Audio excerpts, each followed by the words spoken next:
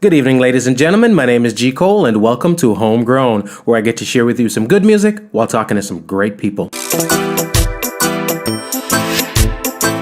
If you haven't yet subscribed, please do, so we can keep you updated when new material is available. We will be posting new episodes bi-weekly. Also, check out the website Homegrown with G. Cole to listen and for all things homegrown.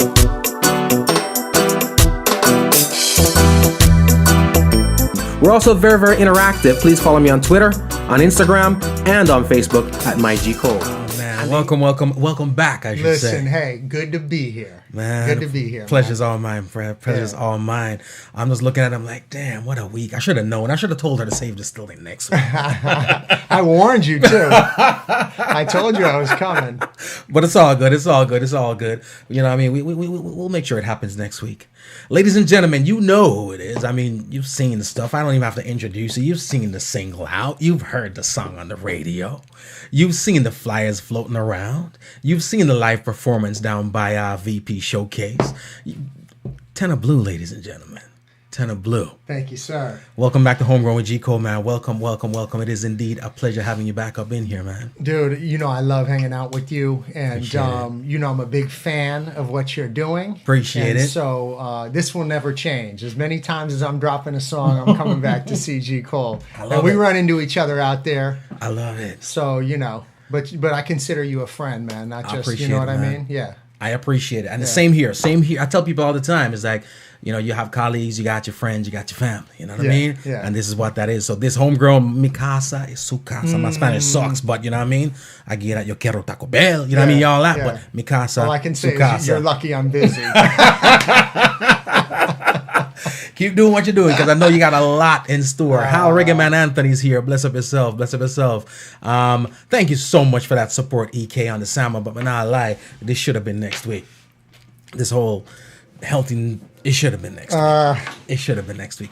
I'm going to start off like this, because, you know, I got the joints. I got the new one. Mm-hmm. Got some other ones. Okay. And for the 2 people or 3 people that are not familiar with some of these songs, I'm going to drop something for them right about now. Okay. As always, I don't tell you what I'm going to play. But we get it going. Okay. So I'm going to drop something right now. Ladies and gentlemen, check this one out, all right? Keep it moving, keep it grooving. It is Homegrown. Ooh, my baby, what you gonna do right now? For 4 months now you've seen my face. Keep coming back around this place. The food's okay, but that ain't why. I'm coming back to catch your eye. Day by day you see me keep coming through. Can't you tell I'm feeling you? All I wanna do is get to know your name.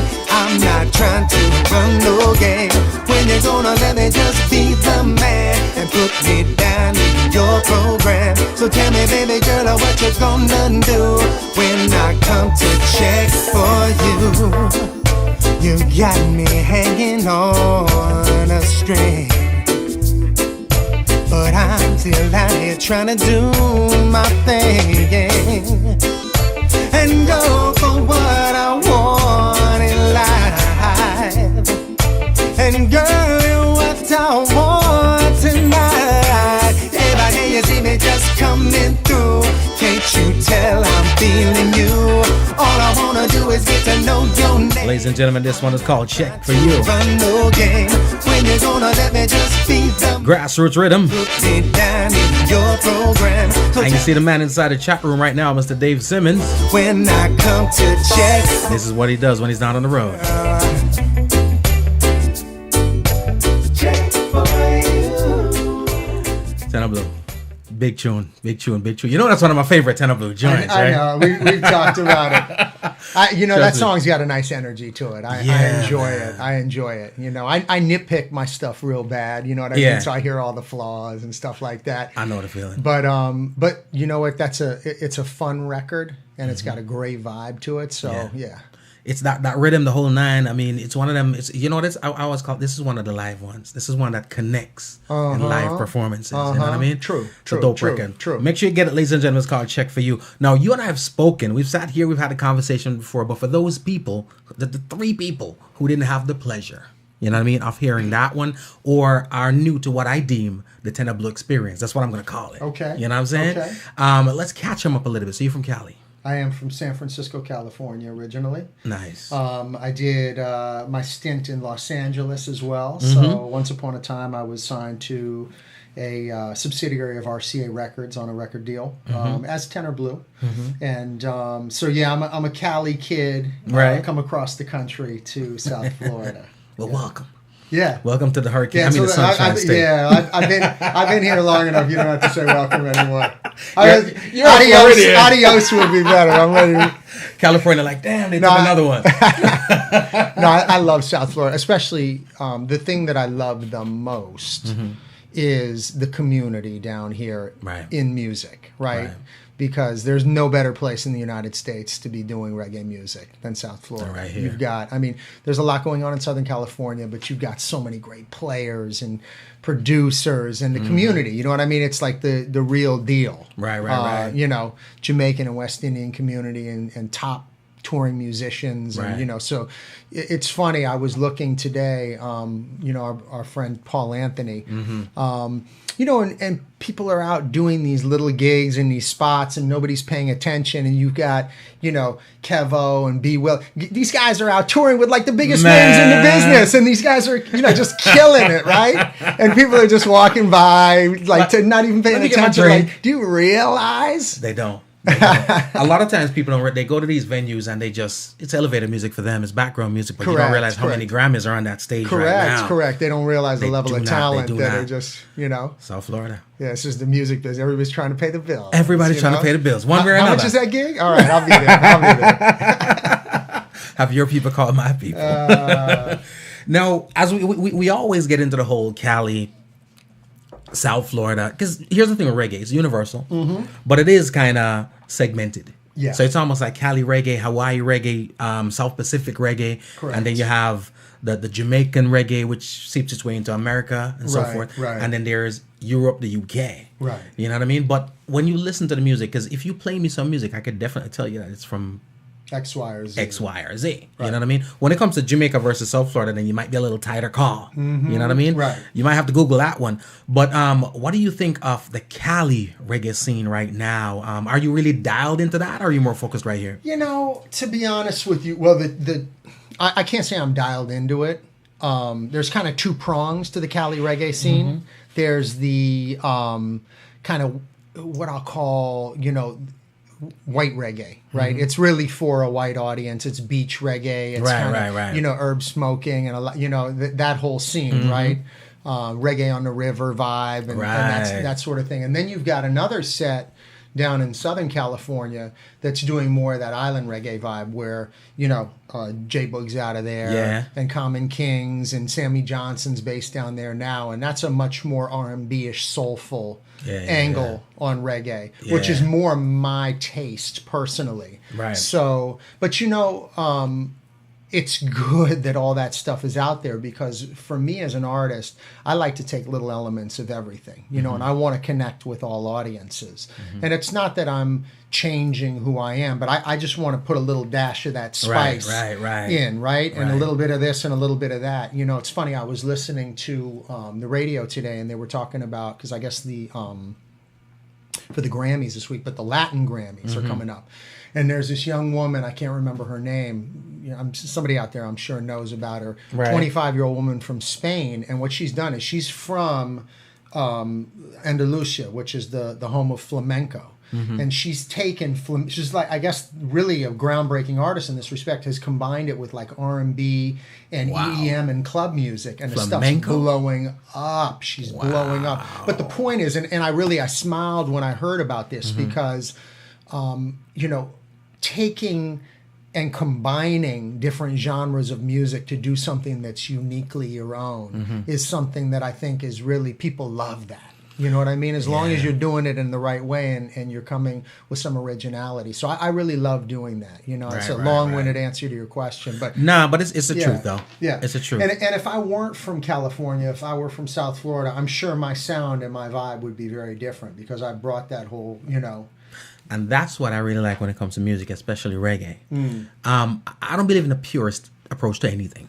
You know what I mean? Anytime you get anything at all and you merge it with something else, rightfully, you do it the right way, then it always is better than the original. You know what I'm saying? And when I say better, I don't mean it discriminately. You know what I mean? Right. I just mean from the standpoint of it automatically becomes something new. And what it does, it gives you another thing to look at, because if you loved A and you love B and you fuse those together to get C, then you didn't lose either of the two. You know what I mean? Correct. Now you got three things to love. Correct. That's just how I look at it when it comes to reggae music. You know what I mean? Yeah. And as long as you're doing it with authenticity and you're doing you, you know, and people can feel that vibe, then you know, go for it. That's all we ask for. Yeah. That's all we ask for. Who's on here? Bless up Joanna Marie. Joanna Marie's on here tuning in right now. We got Sir Rockwell. We got Hal Reggae Man Anthony, John Lawson, Barbara, everybody, EK, Stephen. Thank you so much. Everybody's on. Stephen's on here. Dave is on. The whole, man, they love you, gentlemen. Nice. They love them. It's good to have you all, my people. What's happening? I don't know which camera's on here, so they all got you. Now, I'm a person like this also. I believe in study. I believe in research. I believe in collecting information and then benefiting and learning from. Right. We can't get away from this whole Cali, Hawaii, South Pacific stuff, because truth be told, it's not just research for me. I actually dig it. You know what I mean? Correct. I love a lot of the bands that are out there. Yeah. J-Boog is one of my favorites. Yeah. You know what I mean? I love Common Kings. Dude, they're making great music, these folks. The great Green. music. Yeah, correct. I dig what they're doing. Yeah. But something outside of the elements within that music is working. Because we'll sit here and we'll say, man, they're not absorbing the music not selling, we're not getting this one, but they are. It's just not us. Right. You know what I mean? Right. What do you think we could probably take from them? I know you're not out there and dialed in that way, but what is it that you think that they're doing that we could probably take something from or learn from? Well, there's two things. One, it's a big world. Okay, so you know, I think that what happens is a lot of times is people get locked into a lane, or they see music as being reggae music as being something, and because that's the subgenre of reggae that they're used to, right? So if it's like a roots Jamaican thing, you know, and you see a lot of guys and they really get locked into that, but so for one, it's there's a big market out there. So, you know, when we talk about J-Boog and Common Kings, like when we go out to spots, I'm not hearing those records. Right. Okay, but that is true. If you go to Hawaii, or you go to California, or you go to certain, you know, Australia, or you go to the South Pacific, I mean, that stuff is rocking. Right. And they're paying the bills big time. You know what I mean? So there's a big market out there. That's one thing. And the other thing is that, you know, it's okay to try different things, you know? And for me, what's really important, I mean, I'm not judging what anybody's doing, you know? If you make good records, you make good records. But there's a lot of things that I hear out there and see on social media and the internet, and they're tough tunes, okay? I like them. But the competition is so fierce. There's so many people putting out records, and it's so easy to cut records and produce records on the cheap that are high quality, right? But so you know, and anybody can become their own label and drop music, and you know what I mean? And you know, we're all out here together in this community, and if somebody comes to you and they're out performing and they've got a good vibe and they've got a record that's hot, you know, Gico, I know you're going to break your lighter out and play for them, but there you go. Oh, I forgot to bring the lighters. I was supposed to bring my man a 10-pack. Bro. I don't want him to go out of business. I don't want to run out of man. The bottom line is that, you know, when you're competing against so many people, it's hard to stand out, right? So, you know, the second point would be, don't be afraid to do something different. You know, find your voice, find your vibe, find your thing. You know, and when I talk about that, it's like everybody's going this direction. Don't turn 1 degree or 2 degrees to the right or the left. Turn 15, 20. Right. You know what I mean? Get yourself out there enough that people can say, there's something different about that. And if it's good and it's different, you got a much, much, much better chance. So for me as an artist, I think about that a lot, you know, and I'll do some records that just feel good. But the stuff that I know is going to make a difference in my life and in my career are the records where, as I like to put it, and a buddy came and he said, they have to come to Tenor Blue to get a record like that. Right. And you know what? You're absolutely right, because that's one thing I'll say is that there's a Tenor Blue sound. That's why I keep referring to it as the Tenor Blue experience. I appreciate it. You know what I mean? Because there's a Tenor Blue sound.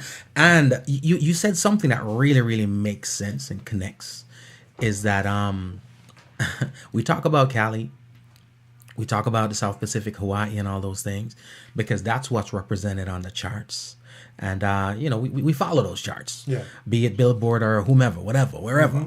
But you're absolutely right. You don't roll around and hear those records being played out here, whether it be in somebody's car, whether it be in an establishment. You don't hear it in a bar. You don't hear it in a club. You don't hear it in whatever. But they still are doing some movements on the charts. And the ones that you do hear here are the ones that we're accustomed to, which then doesn't translate out of it for some reason. Yeah. But, you know, and you know me, I'm always trying to dig and find out what it is that we are not doing, what we can do, and so forth. But accepting the fact that it's a huge world, at the same time, this music makes it a small world.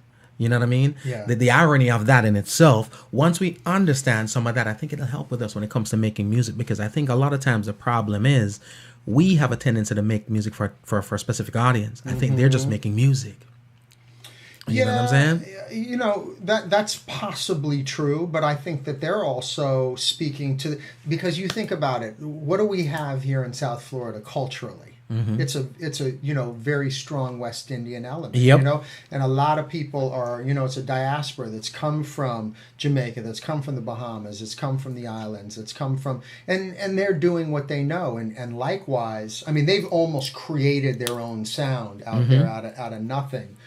You know, that started with guys like Fiji, the pioneers, right? That started that vibe. But the reality is that those guys coming from their Samoan, their Tongan, their Hawaiian, and they're speaking to their tribe, to their audience. Right? And they're doing a great job of it in terms of the quality of the music. And so those are the people that when you look and you go on, because, you know, I follow these folks on Instagram. They've got their diehards.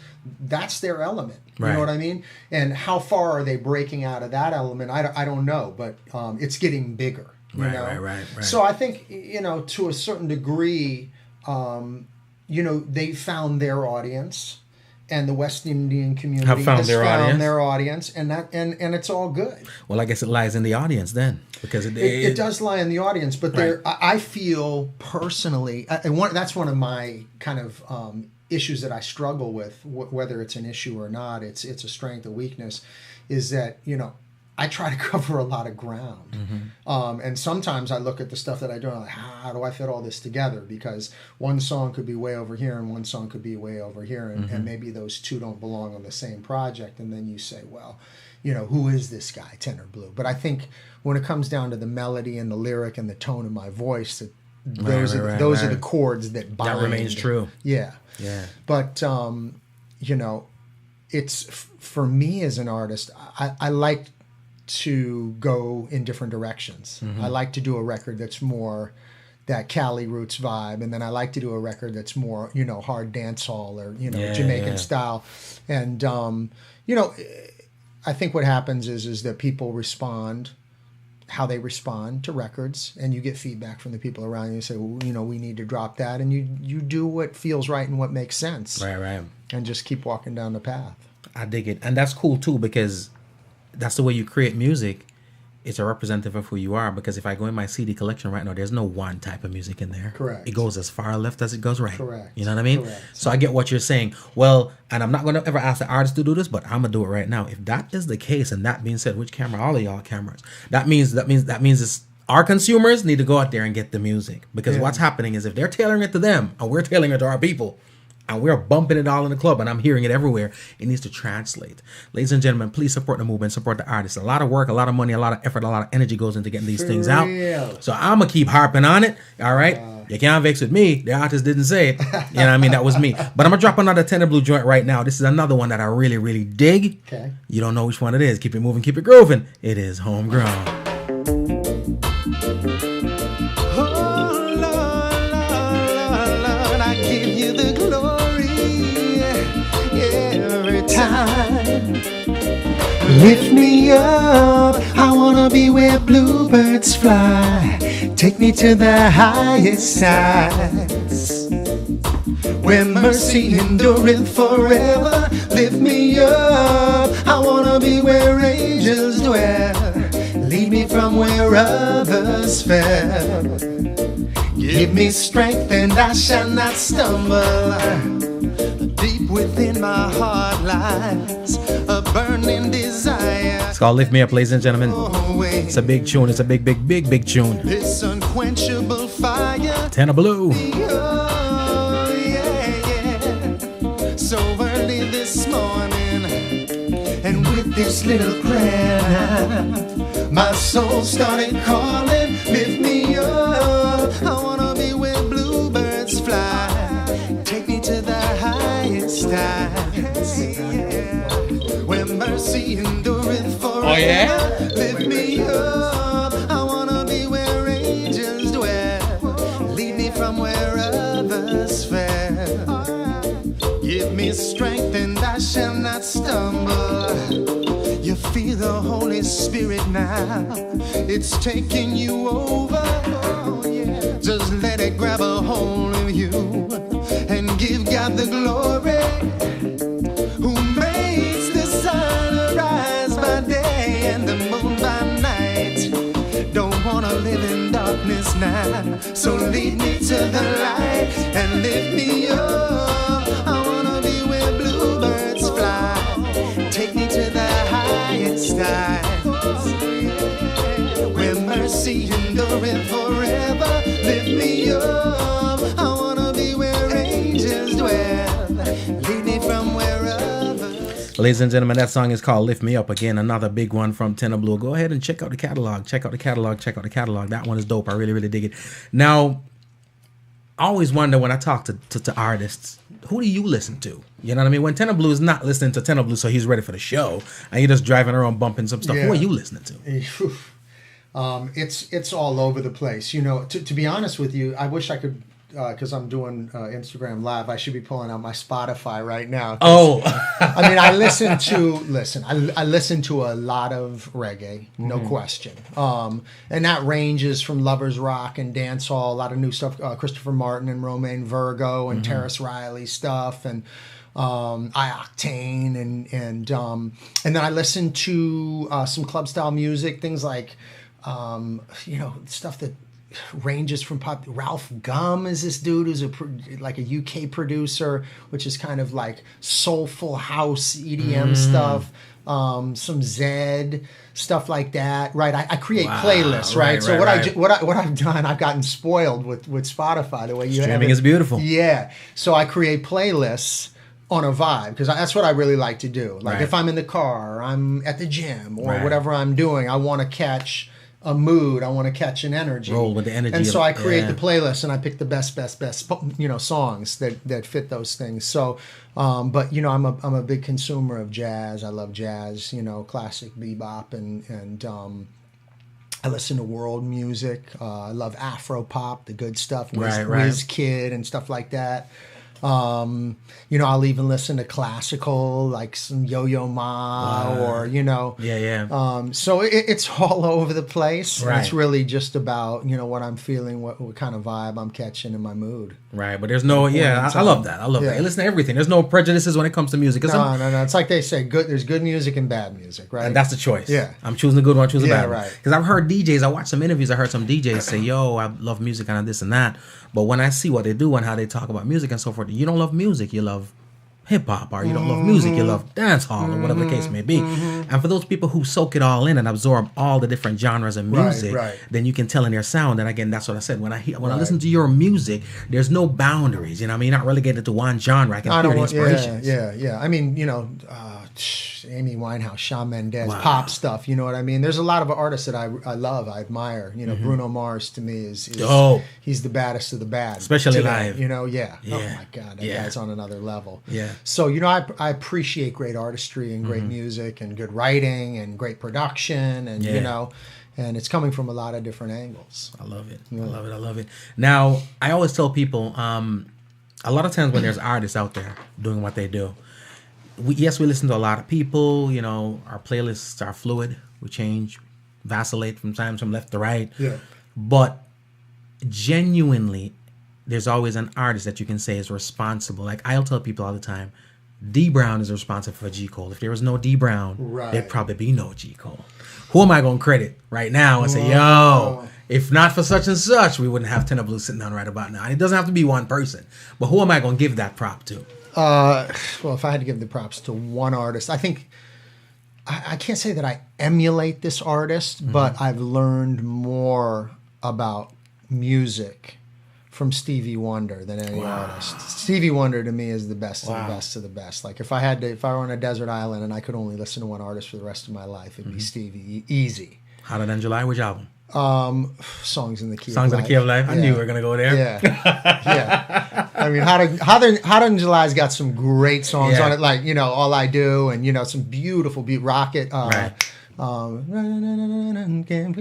the name of that song? Rocket Love. Rocket Love. But Songs in the Key of Life is a journey, and it's 2 hours. It's just like you can tell that he was at that time, he was bursting at the seams creatively. You know what I mean? There was too much coming out of him to put on one album. So, you know, so I guess if it's one, gotta give it to Stevie. Yeah. I'm gonna be honest with you. Songs in the Key of Life is my favorite Stevie album. Yeah. The only reason why I'm biased to Hotter Than July is because I got it on vinyl. Okay. That's but Songs in the Key of Life is the truth. It's a timeless classic. Yeah. You know, to me, it's a masterpiece. It's a masterpiece. Yeah. And I when people ask me, for me, Stevie Wonder is my favorite songwriter. I would say my favorite songwriter because I always feel like, and maybe that it's attributed to the fact that he's visually impaired. Yeah. But because of that, his writing is quite visual. Correct. You know what I mean? You can see what he's saying. Correct. So from that angle, I love Stevie. I love Stevie. But like I said, you know, D Brown for me, we always have as artists, there's somebody that has touched your soul. Yeah. Well, I mean, you know, when it comes to American music, Michael Jackson, Luther Vandross,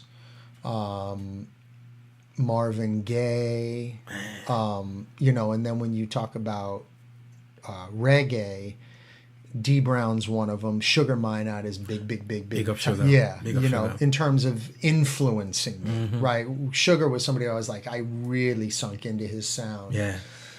Gosh, who else? David Hines from Steel Pulse. You know, so I mean, I don't want to bore people and go on too long here. And you know what? You're right, because for me, I love that kind of stuff. Me talking to people, connecting people with is like, where are we? What's responsible for this right here? You know what I mean? Yeah. The meteor hits the earth, but what caused it to come through the stratosphere and hit us here? That's how I look at it. Yeah. You know what I mean? And you have some new music coming out right now, brand new stuff, but you've got tenure in the game. You know what I mean? You've been putting in the work. What do you feel like you're doing differently right now in 2018 versus Tenor Blue when I had the first joints? Busting my ass. Go up a little. I'm working. I'm making sure I'm okay. Oh, okay. I got you. I'm working harder than I ever have. I would say that. And I believe in what I'm doing in a way that I haven't in the past. But I feel very good about where I'm at creatively right now. I feel like, you know, when you work at something for a long, long time, and you've done and tried a lot of different things, you get to a point where you can sort of do certain things naturally with a little bit more ease. So in terms of, you know, creating songs or creating my sound, it's like I know where I want to go with it. So, you know, I'm writing at what I feel is a pretty high level right now. You know, I'm real happy with the stuff that I'm writing, and you know, I'm just putting in the work because it's right now it's this balance of business and creativity. You know, and you've got to be as focused, if not more focused, on the business side because it's a business. It absolutely is. And you can make the greatest music in the world, but if you're not finding a way to get it out there, what's it all for? So, you know, I'm really, you know, trying to stay focused and work hard on that, but at the same time, keep the creative juices flowing and be, you know, constantly looking for that next great record. And, you know, we're dropping singles, but, you know, we're looking down the road to, you know, EPLP, what's going to be on that project and where do we want to go and, you know, what succession of tunes and what markets. And so, you know. I got you. Growth is a hell of a thing. And of course, you've lived a lot more too, so you probably have a lot more to talk about. I definitely feel that helps, right? Because what you bring to the table in terms of life experience and wisdom, and you can't do as in the same way as a kid, you know. So you know, some of the topics that I cover and some of the I guess just my voice and the way that I approach writing and lyrics and the things that I talk about are definitely a little different than they would have been back then in decades past. I got you. I love that. And we had Jason Sterling in here before. I've spoken to Kezai, a couple of artists and so forth. And we always talk about as artists on the rise, right? Yeah. We're in two worlds. We're in the world of sometimes corporate or whatever the case may be over here to facilitate and fund what's going on with the music, and then creatively we're over here as artists. Right. But I feel like the toughest place to be, right? It's kind of like being in two relationships and one of the women got the better ass. You know what I'm saying? But I said it out loud. But it's like, how do you control that? How do you mitigate's the word? The draft between creativity and the other world without losing the creativity, because a lot of times when it's tough to be focusing on the creative juices when real world is right outside that door. How do you focus on, how do you manage to do that while putting out songs like Bless Me and Get It While It's Hot? Because those songs to me says I'm in my creative zone. Yeah. How do you balance that? It's just earmarking the time, because for me the business side is more, you know, an effort, a chore. I mean, I love that aspect of it. You know, there's certain things that, you know, we all have strengths and weaknesses. Like, for example, like the social media thing. To me, that's more of a chore. Right. Because it's something that's like, I gotta stop myself. I gotta do that. You know, I gotta stop my life to share my life. You know what I mean? Bless them. Yeah, exactly. Yeah. But the creativity, you know, the only challenge for me is finding the time, like setting aside the time, because to me it's such a joy to write and create. So when I have that time and I sit down or I hear that track and I'm like, oh, you know what I mean? I'm not worried about the other stuff. You know what I mean? I'm not worried about the business. I'm just worried about, let me just get lost in what I'm doing and have a great time and try to create something that it really feels special. Right. And then when I'm done with it, I can sit back and look at it and be like, is it a throwaway? Is it a killer? Does it need tweaking? Does it need, you know what I mean? Right. Do I want to, you know, where am I going to prioritize this in terms of jumping in my studio and demoing it? Or is this something that I'm, you know, setting aside for? So, you know, I guess the answer to the question is I don't worry about it. You know what I mean? I just try to do everything with the whole heart, and, you know, give everything that I'm doing, whether it's creative or business, all that I have, and let the chips fall where they may. I dig it. And as far as, because we always, we measure the growth, you know what I mean? And this is how, well, I should say, I do. I'm a person like this. I measure where I am in 2010 and where I am in 2011. I got to be growing. If I'm not growing, then I'm regressing, and I can't have that. How do you feel about how things are going overall for the career of Tenor Blue right now? I feel great, but you know, it's easy to fool yourself because, you know, you can go out and do shows and people can come up and go, yo, you know, that was killer. You're hot, you know, and people can tell you the things that you want to hear. They see the potential. You've got a great voice. You know, this tune is hot. But until it happens, it hasn't happened. Right. So, right. and then the question is what is success, right? I mean, you know, I'm a person that when I get up one rung of the ladder, I'm looking at the next rung. I'm not content and staying. And I could, you know, I know it will always be that way for me, right? You know, but you can look back and look down and say, you know, nice. That. Yeah, I did that. I did that. But, you know, for me right now, it's head down and grind because I'm so far away from where you want to be. I want to be and where I know I can be. So I just have to continue to hustle and do the work. But I feel good. I'm seeing the progress. Let's put it that way. You know what I mean? The signs are there. And, you know, as a man of faith, I'm always looking at the road signs. I'm always looking at, you know, am I doing what I'm supposed to be doing? Am I serving God? Doing the ministry that I'm called to do as an artist? You know what I mean? Is God giving me green lights? Is he telling me to go here, go here? You know what I mean? So I just try to pay attention to that stuff. And, you know, all in all, there's a lot of really positive things happening. And I think with each successive record that I drop, really the goal is to elevate things, to have more support, be breaking into new markets, you know, new DJs, picking up your records, you know, gaining more followers and growing your audience. And it's incremental. Wow. I dig it. Speaking of which, let's get into one of those new records. Okay. All right. Ladies and gentlemen, I want you to check this one out. You've heard it here before, but guess what? I'm trying to hear it again, and hopefully you are too. Keep it moving, keep it grooving. It is Homegrown.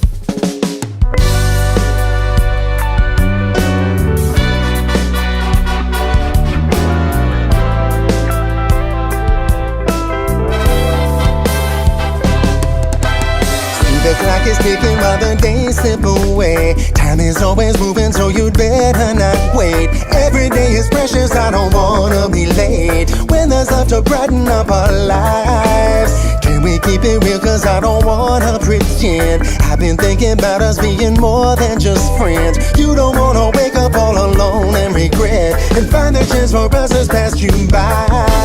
Bless me with your smile. Bless me with that look of love, I see it in your eyes. Girl, don't test me, cause I won't compromise. Just do me right and I'll be there and there to bless you with my time. Bless you with my heart and all this love I have inside. Let me take you where happiness abides, and let love chase our troubles all away. Bless me.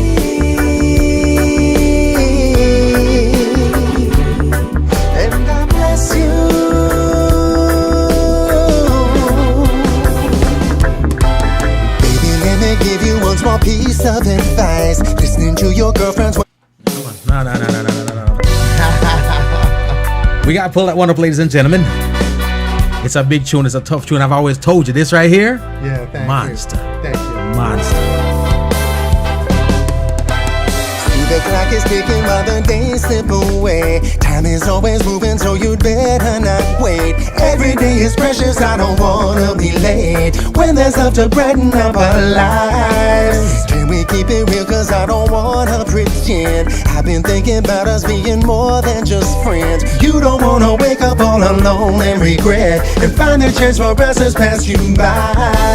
Bless me with your smile. Bless me with that look of love, I see it in your eyes. Girl, don't test me, cause I won't compromise. Just do me right and I'll be there today to bless you with my time. Bless you with my heart and all this love I have inside. Let me take you where happiness abides, and let love chase our troubles all away. Bless me. It's called Bless Me, ladies and gentlemen. And I bless you. It's a big bad single. Make sure you go ahead and get it. me give you one small piece of advice. Listening to your girlfriends, well, that may not be wise. They know nothing about me and they're telling you lies, saying you'll find better any day. I ain't got tattoos and I don't drive fancy cars. Keep it down to earth and got my head in the stars. You'll search far and wide, but you'll find no bigger heart than the one in front of you today. Bless me, bless me with your smile. Bless me with that look of love, I see it in your eyes. Girl, don't test me, cause I won't compromise. Just do me right and I'll be there today. To bless you with my time. Bless you with my heart and all the stuff I have inside. Let me take you. Ladies and gentlemen, that one is called Bless Me. We're cut it right. It's a no free shows. Y'all go buy damn tickets, all right? That one is a big tune. That's a big tune. That's a big tune. I tell you, I remember sitting here with David Muir. Okay. Right?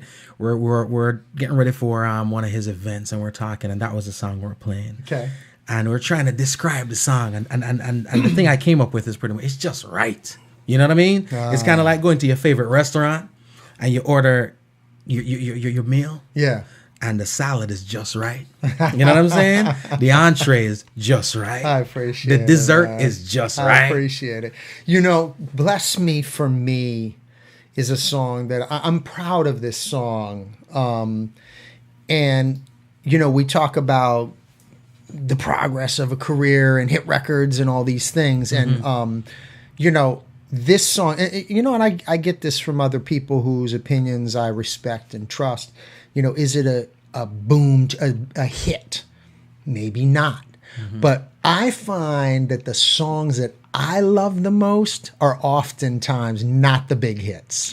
You know what I mean? But those are the songs that 20 years from now, 30 years from now, you put that record on, it's like as sweet as it was the day you heard it.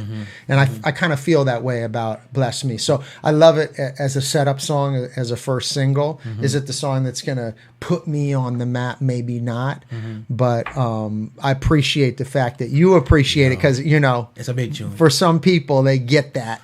It's a big tune. The thing is, when it comes to music, not reggae, but just music in general, the hit is not determined by the song. Truth be told, it's not about how good the song is or the quality of the song. It's just the people. You know what I mean? If the people gravitate to it, or the catchiness of it. But this is catchy as all hell. You know what I'm saying? Yeah. And it's bigger than just, it's a reggae tune, yeah. Yeah, it's reggae artist, yeah, but this is world right here. Yeah. When the first time I heard this song, I told you, I was driving down the street, I'm hearing big bands. I'm like, yo, is R. Kelly on this joint, right? You know what I'm saying? I'm hearing the big band sound and the whole nine. Right. But the crazy thing about music and stuff like that is we, the artists, we the producers, you know what I mean? We kind of don't dictate or determine whether it's going to be a hit or not, unless, of course, there's an orchestrated method, you know, which we're still trying to find. But as far as formula, when it comes to the song itself, what it was poured into this, the ingredients, the balance of sugar and lemon and water, you know what I'm saying? I appreciate that. And big up to Vinnie Hamilton for his hard work. And you know, this song wouldn't be what it is without Vinnie. So bless up. I hope you, if you're out there listening, Vinnie, we wish you well. Oh man. Get back on your feet soon. Come out of here. But bruh, that one is the joint. Yeah. Now, for persons, I know, a lot of us that are tuned in right now know, but for persons who see Tenor Blue's name on the flyer and says, what's this? Who's this? And I keep using the word experience. How do you describe your sound, or what I want to call the Tenor Blue experience? You know, that's a hard one for me to answer. I kind of... my feeling is let somebody else answer this. But I think the thing is with me... feelings? No, I think the thing with me is that what you get is you get something real and authentic. You know, I when I talk about myself and my voice and stuff, you know I can sing, but I'm not the greatest singer out there. You know what I mean? You know, we talk about guys like Bobby Rose or, you know, Romaine Virgo or, you know, Barris. I'm not saying I'm in that category as a vocalist, but what I have... Up for debate. Well, right, okay, but what I have, I know there's a tone, there's a warmth of the tone, and this is just a gift that God has given me. The tenor. Yeah, I mean, well, tenor is the range, but the tone is another thing, right? The tone is the thing that God either blesses you with, and everybody's is different, right? But I think what they're going to see is they're going to see a white dude that is singing reggae from the heart and singing music from the heart authentically. Right. I'm not trying to be someone else. I'm not trying to be a Jamaican. I love what I do. I love the music, and I go out there and I give it up, and I do it to the best of my abilities, hoping to inspire people and touch people's hearts, and that's that. They're loving it. We're loving it. Trust me, I tell you, the joints are there, and I can tell the work's been put in. I get music sent to me. I remember one time having a conversation with Sir Rockwell, right? And he was right here, and he was telling me pretty much that he gets thousands of songs, right? Sounded like a lot. I'm like, yeah, it's a bit much. I don't get thousands of songs, but I get a lot of songs. Right. You know what I'm saying? Right. And then when I listen to them, it's heaven for me when I can sift through all these songs that were emailed to me and come up on a bless me. I get it well it's hot. You know what I'm saying? Okay. It's so I can tell that the work's been put in. A lot of people think it's just the talent. Talent is great, but talent is not even the most necessary part of the equation. I see the grind. I see the work. You know what I mean? Yeah. Everywhere you need to be, you are.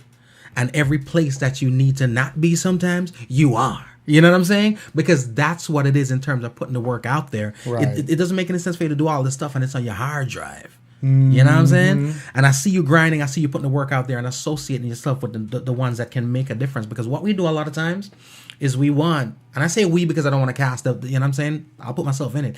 It's, we roll with the yes men and the people who are going to tell you yes because they're the homie. You know what I'm saying? I do realize that you will send it out and ask a critique of those people who are really in the industry. Yeah. Which is the wise thing to do. No doubt. I will do that. And I want the real. Right. Don't candy coat it for me. You know Right. what I mean? If it's whack, if it's not there, if it's not the right tune, if it's not the right place to be, if whatever, tell me. I would much rather, have my feelings hurt a little bit and save myself pain and time, and you know what I mean? So yeah, I think that's true. And I think every artist needs to have that quality if they're going to excel. Right, You need to be able to be honest with yourself about your strengths and weaknesses. And, if you're going to get to a level. Right. I dig it. Now, when it comes to the neighborhood, and I say the neighborhood because this is home, we've got a lot of talented artists, musicians, producers, whatever the case may be here. I always feel like if we get one successful artist out of South Florida, I think the floodgates could open. You know what I mean? And I'm not talking about floodgates for mediocrity and everybody who has a microphone. Correct. You know what I mean? Yeah. But the floodgates for the talented ones and the ones who are doing it well to get out there. Yeah. Do you ever feel that way? I do. I think there's some very talented artists down here. There's so many elements of what comprise a successful artist. Okay. And one of the challenges is, you can have three prongs or three pillars of a house, but if that fourth pillar isn't there, that house may crumble. Okay. So, I think the challenge is for all of us is making sure that every single aspect of what you do is solid. The stage game is solid. The tunes are great. The production value is great. The marketing and, and the brand, the identity around you as an artist is clear and solid. And, I think that's the challenge for a lot of the artists that I see is that, you have to bring all that together, and define yourself as an artist. And I think some people are doing a better job of that than others. And I think, but I see the talent. And there's some people, I won't name names, but there's some people that I've looked at and I say, you know what, they've got it, and a lot of times, like I would rather have that. So if I'm, if I'm Quincy Jones or I'm blanking on the moguls out there in the business, right? But if I'm a record executive, I would rather take the person that I know has that raw talent and say, let's mold them. You know, let's get the rest going. Yeah, let's get the rest going. Let's get the gear. Let's get the image, the sound.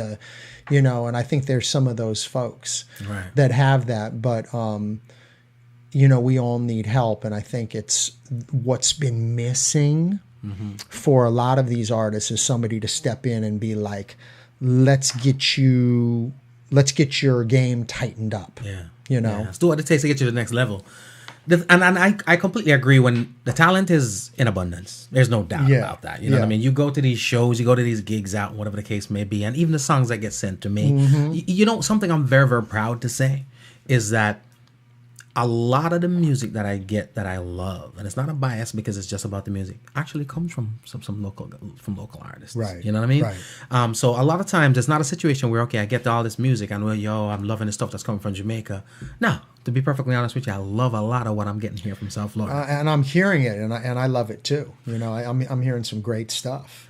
It's the question that comes up a lot, though, especially when you talk to the industry insiders, though, pretty much is sometimes I feel like that's where the strengths are. And a lot of times, you know, this sounds like a broken record. I say it a lot. The most talented people aren't the most successful, and the most successful aren't the most talented, because a lot of times the talent is all you possess. A lot of times the discipline is quite key. You know what I mean? The drive, the determination.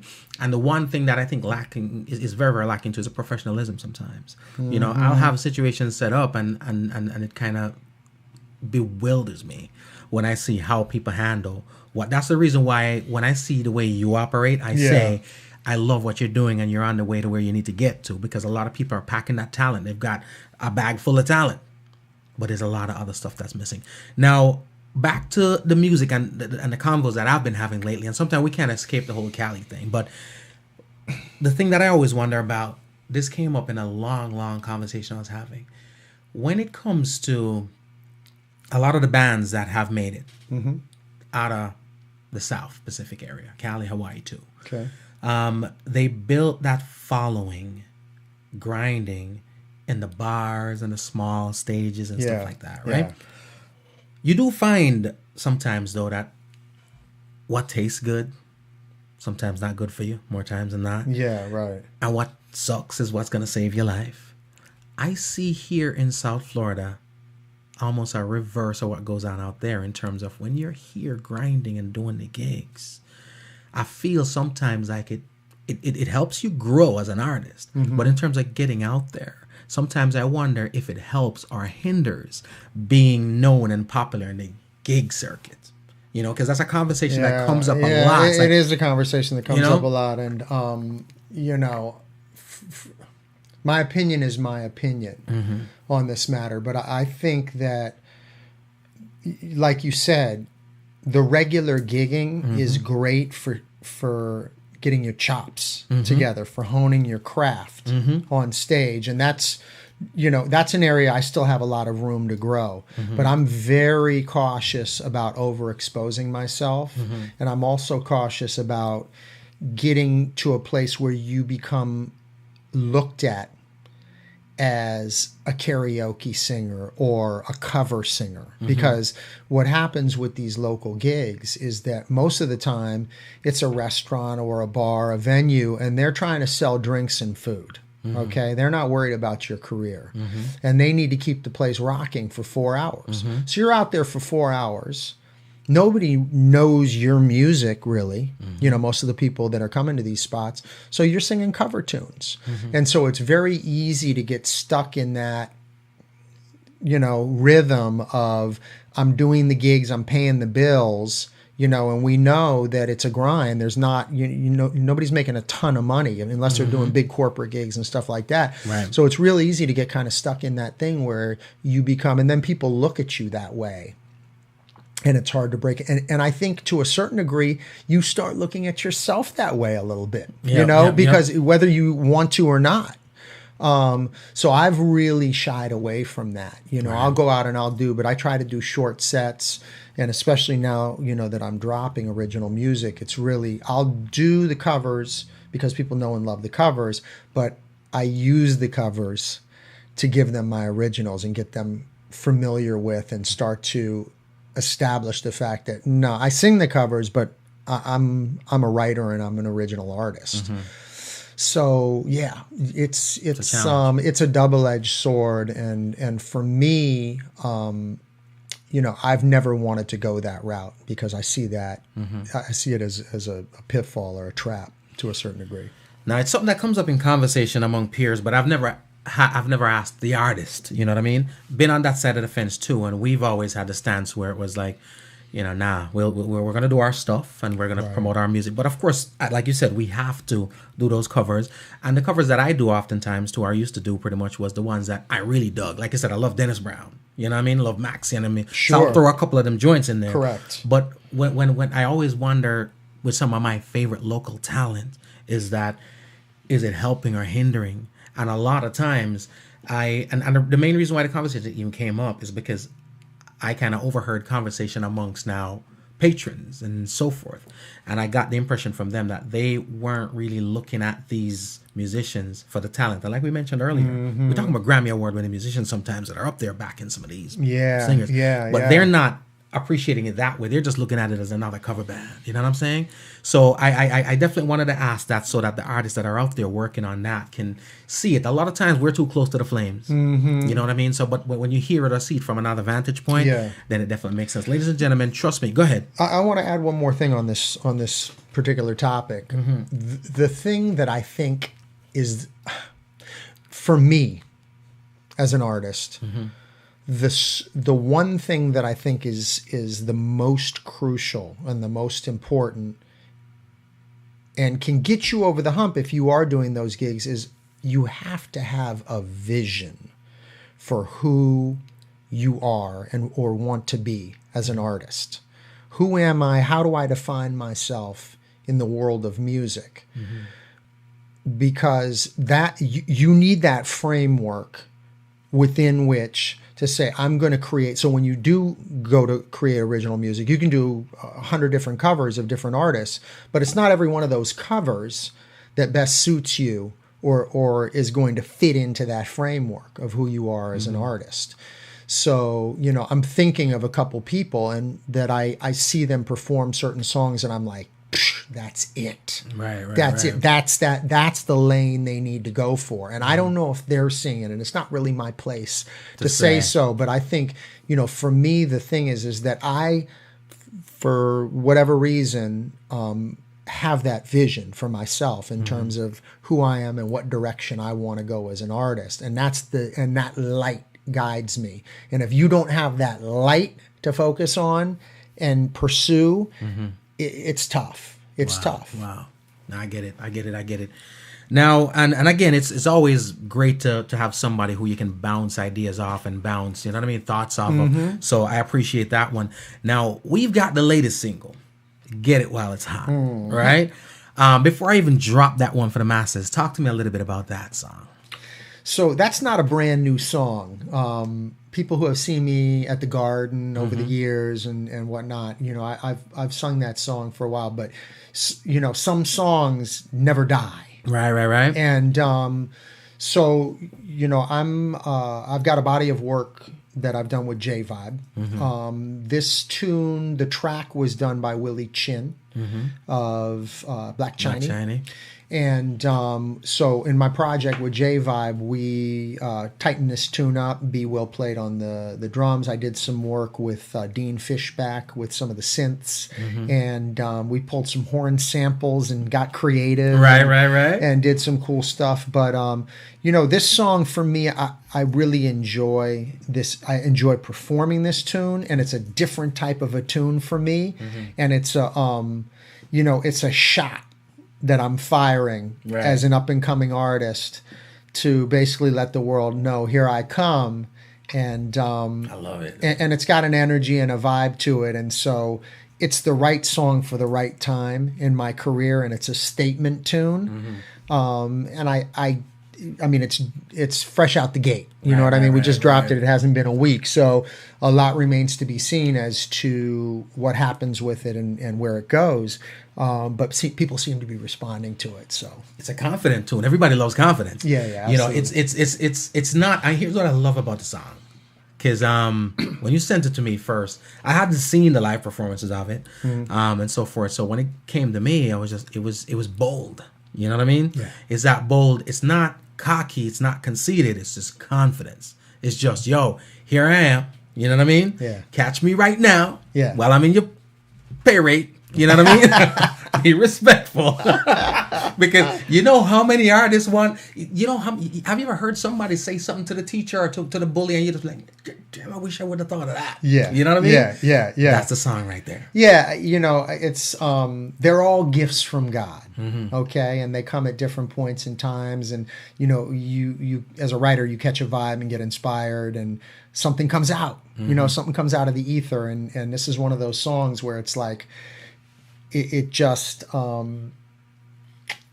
it is bold, and it does make that statement, and it's a great tune to be dropping when you're emerging as an artist to make a declaration to the world that, you know, I'm here to make some noise, which I definitely am. So, you know, let it make noise. I hope it makes all the noise that it possibly can.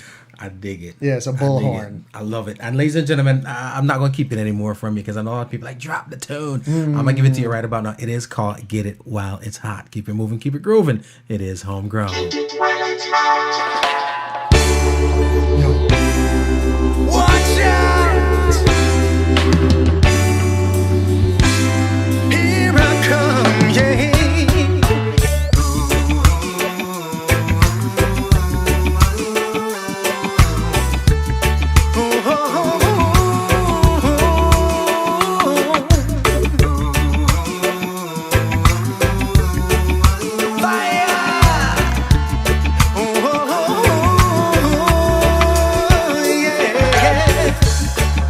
While it's hot, get it while it's fresh, get it while it's new and hot off the press. Never settle for less, no. Get it while it's hot, get it while it's here. Catch me if you can, no wait till next year, 'cause I'll be out of here. You see, I came through tonight to nice up this session. To shatter all doubts and answer your questions. Who is Tenor Blue? What are his intentions? Come on, to share with my people the gift of good music and celebrate life, I say. So get it while it's hot, get it while it's fresh, get it while it's new and hot off the press. Don't just settle for less, no. Get it while it's cheap, maybe even free, 'cause next time around you're paying good money to come and see we.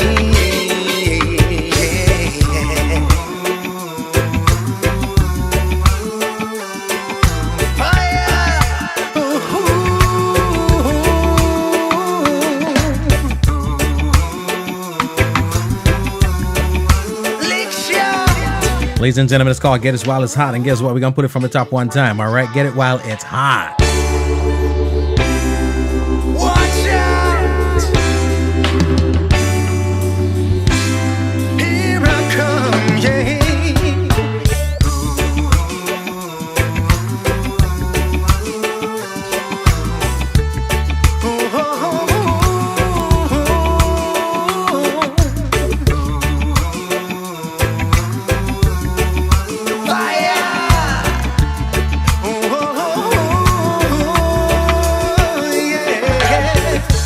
Get it while it's hot, get it while it's fresh, get it while it's new and hot off the press. Never settle for less, no. Get it while it's hot, get it while it's here. Catch me if you can, no wait till next year, 'cause I'll be out of here. You see, I came through tonight to nice up this session. To shatter all doubts and answer your questions. Who is Tenor Blue? What are his intentions? Come on, to share with my people the gift of good music and celebrate life, I say. So get it while it's hot, get it while it's fresh, get it while it's new and hot off the press. Don't just settle for less, no. This is Lila Ike and you're listening to GC Core. Pull it up, selector. Pull it up, selector. Watch out. Here I come, yeah.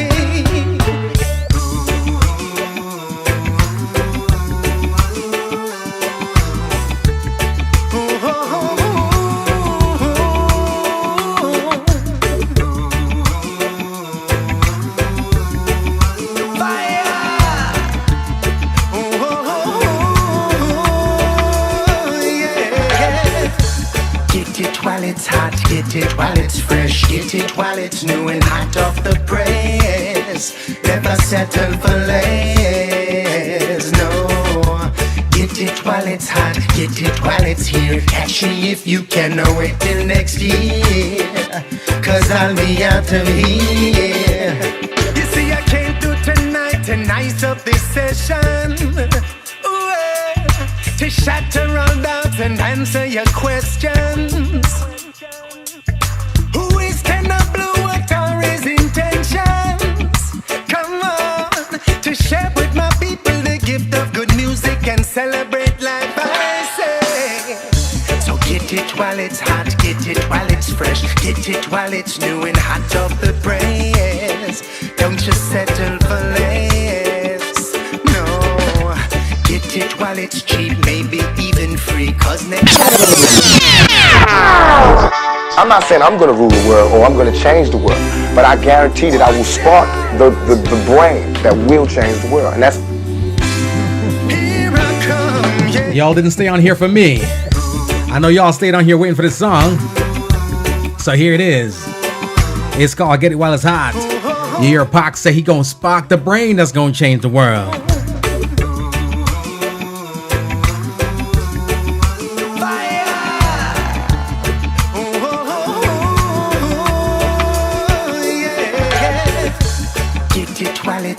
Get it while it's fresh, get it while it's new and hot off the press.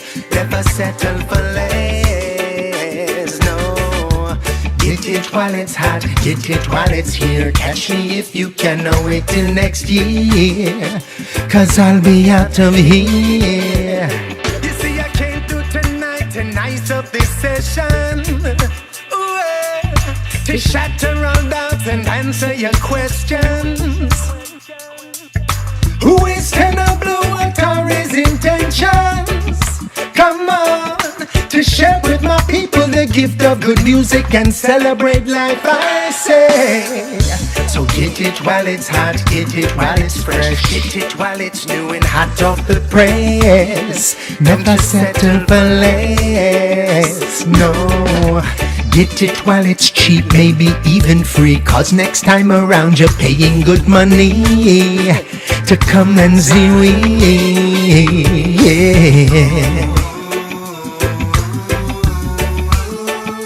It miserable. I love it. Yo, make sure you go get that track. It's on iTunes right now. It's called Get It While It's Hot. Lick shot. Lick shot. There's no other time to open your eyes and discover. For no more shall we be undercover. Hear the sounds of the conscious lover. Tell your mother, tell your father, your sister, your brother. Grab your keys and your coat and come over. No more wishing on a four-leaf clover. So, get it while it's hot, get it while it's... So Rockwell said it's a perfect way to end the year and launch the career. I'm telling you something, that's what overkill. I don't give a damn. We're dropping it one more time. I'm gonna get sick of this show, man. That's the goal.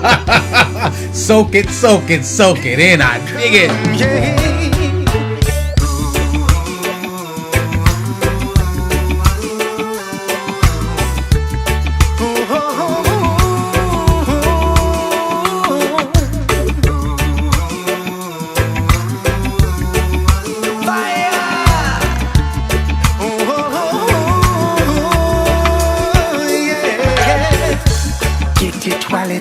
Get it while it's fresh, get it while it's new and hot off the press.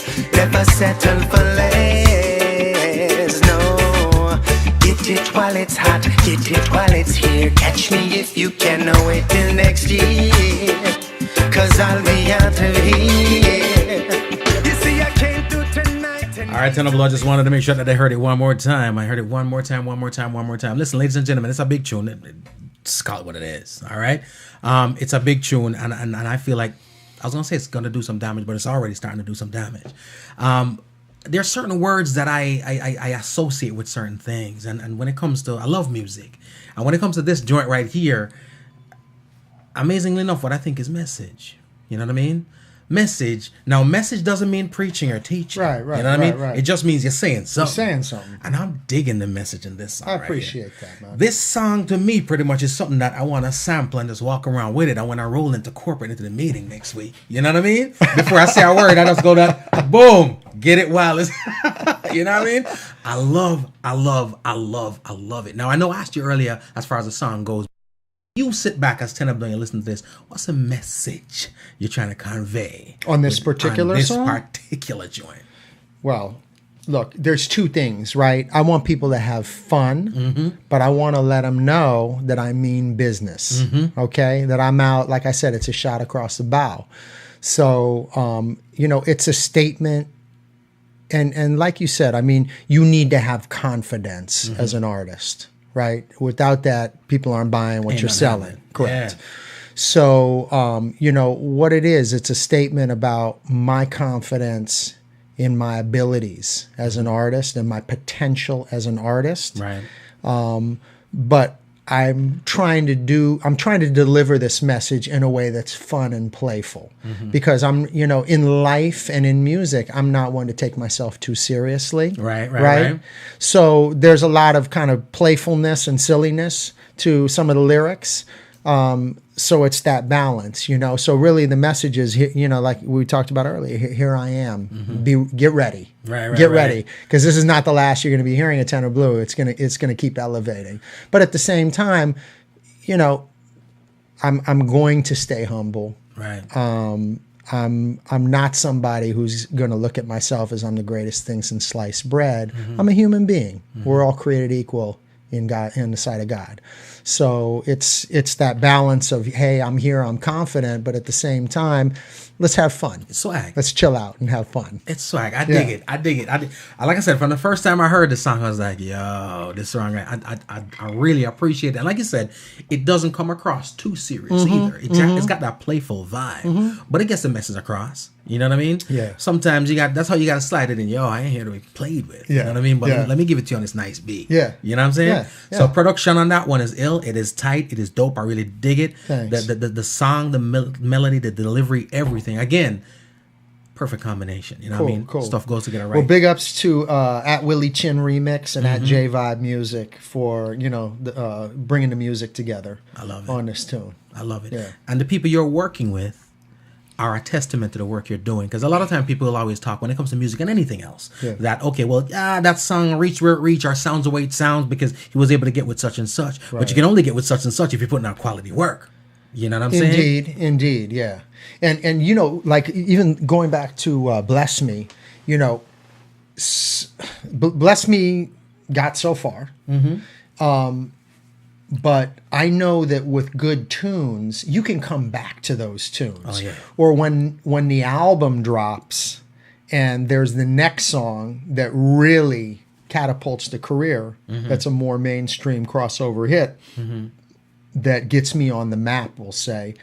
And now you drop that LP or you drop that EP and people are coming to check, what else is this guy? And then they come back and they discover that tune that was dropped 6 months ago for the first time, and it has new life. Yeah. So, you take these songs as far as you can take them and just move the works forward. And then, God willing, at some point, some of these songs will become hits in their own right. Right.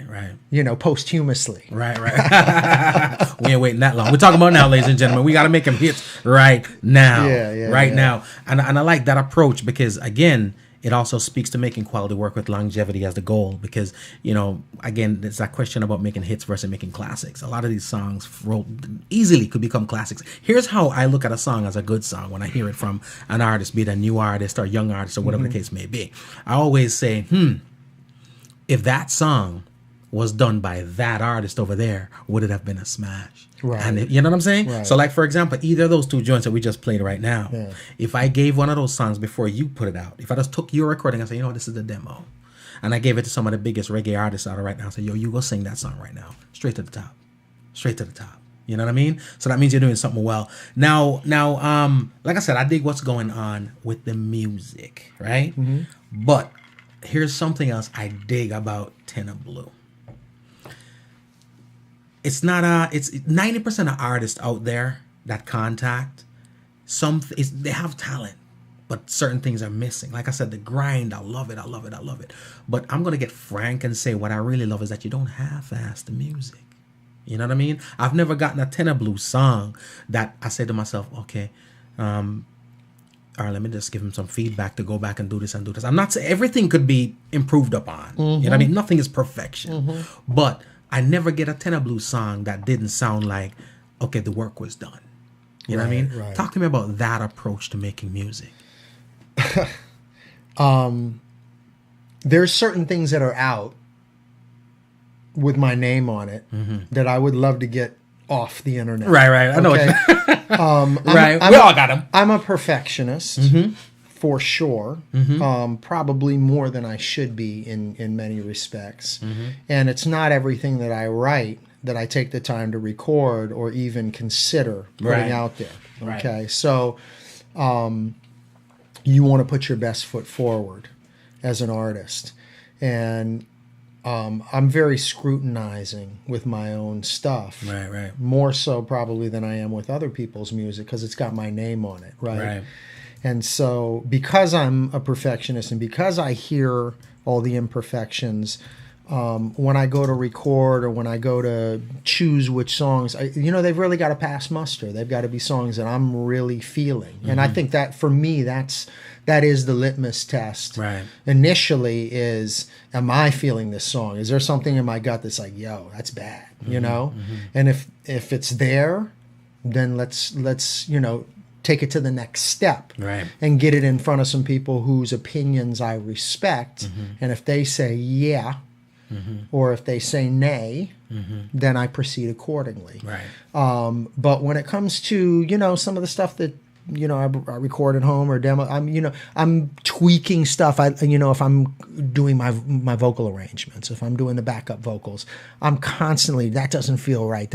I'll delete, I'll try a different harmony part. I'll try until I get that thing that feels right, and back to the subject of vision. It's like I have a vision. When I write a tune, I have a vision and I hear something in my head like where it can go. And then I try to execute that in the studio to bring that vision to life. Right. And I do the best that I can with that. And then if it's not working, scrap. Yeah, it's scrap or it's, something that may be the lost tapes one day. But I think, a lot of this has to do with, what you're willing to expose to the world or not willing to expose to the world. And for me, I want to put the best stuff out that I possibly can. Right. So I try. That's all. Bro, I asked that question for a particular reason because a lot of upcoming artists, a lot of upcoming producers, a lot of musicians watch the program. And I stand by these words firmly that not everything that's recorded should be released. You know what I'm saying? But a lot of times people feel like because I recorded it, I got to release it. The other thing is that not every artist is a great writer. And I'm not saying I'm a great writer, but I'm a good writer. And when people ask me, when I talk about myself as an artist, I feel my writing is my strongest suit more than my live performances or my vocal gymnastics or ability. My ability to write and create a sound that's me, sets me apart. And I think there's a temptation if you're not writing a lot of good stuff and you've got a limited bank of stuff, you got to put out what you got. Right. So, And that goes for established acts too. It goes for established acts too. Look, this is one of the harsh realities of the business is that if you're not a writer, you better be a hell of a vocalist and a hell of a performer, right? Yep. So, you know, if you're Whitney Houston or you're Luther Vandross, or people are going to be lining up to write for you. But if you're not, they're not. Right. Right. So, you know, case in point, you know, for example, you can watch a show like The Voice or American Idol or something like that, and you see some killer talent, you know, especially with the sisters. The black chicks will come out and they're just like blow, just like damn, you know. right. And the sad reality for black women is like just being a killer singer ain't enough. No, it is not enough. Right. And so, you know, if you're not a great writer or you don't have that je ne sais quoi about you, what record label or executive is going to pick you out of the masses and say, this one has it, you know? So you look at an Alicia Keys, she's got a look, she's got a great voice, but she can write and she can sit down at the piano and she's got the little extra, juice in her tank. And so, you know, it's tough. It's like if you're not at the highest level, or you're not, you know, if you don't have that, you really do have to be able to create something for yourself that's going to separate you from the crowd. I dig it. Ladies and gentlemen, that's where it's at, because again, that's why a lot of the other genres they achieve certain levels, is because, you know what, this person knows I'm a singer but I'm not a great writer, I'm gonna go find a writer. Now I do know it's not as simple as that, because of course writers, like you mentioned, aren't just sitting down saying, let me go write for Joe Blow. But at the same time, if that's not your strong suit and you've got somebody that is, because a lot of times we have people around us that may be better at than us. Right. You know what I mean? Roll with that. And that's something, like I said, it all comes back down to quality assurance. In your case, you're a good writer, but you're meticulous about the other stuff. You know what I mean? Making sure it is right. And like I said, not everything that's recorded should be released. I want to big up everybody that's logged in right now and locked in, because we've been on here. We got a lot of people out there. They love you, man. They're showing love. Thank you for joining. I hope you're enjoying the conversation as much as I am. And definitely appreciate the love and support. Big ups, JTMC. Big ups, Rockwell, Dave Simmons, anybody else out there that I Levi's know out and there, love. Conroy's out there, Clutch Eyes out there, Tony D, bless up yourself, Dennis is out there, a lot of people. Hope is out there. Apache, everybody, Suzanne, everybody. So we thank you so much. You know hey, what I mean? man, it's great being here, man. This is my pleasure. It's my pleasure. You're giving me a platform. I appreciate you passing through and livening up the platform. So, you know what I mean? Come through whenever the new projects are there. What's next? Is there an album in the works? I know right now we like to take it simple, song at a song at a time. But is there an EP, an album, anything in the works? So we are taking it one step at a time, but there's a lot of stuff looking down the pike. So one of the big things is a tune, a J-Vibe production that I'm working on with him that features Peter Morgan from Morgan Heritage, which is a roots tune, and it's a very strong tune. And of course, anytime you got an artist of that caliber on a record with you, it's going to help. So that's something that I'm looking forward to dropping in early 2019. But there's also talk of a cover, but it's got to be the right cover on the right rhythm that's going to help define me as an artist.